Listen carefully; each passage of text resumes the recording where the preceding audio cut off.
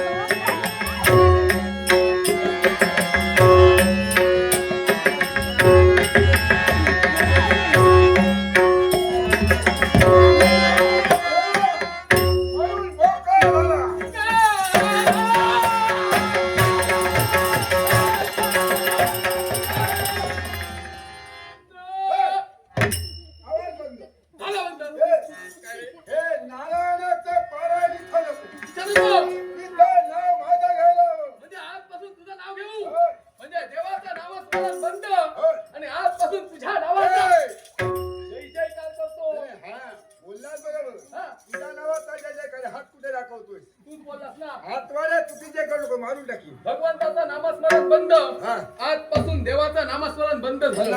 मला एक सांग रे, कित्येक दिवसांनी तुझ्या पाता भोरामध्ये माझं आगमन झालं. मला पाहता क्षणी तळपायाची आग गगनाला जाऊन भेटली.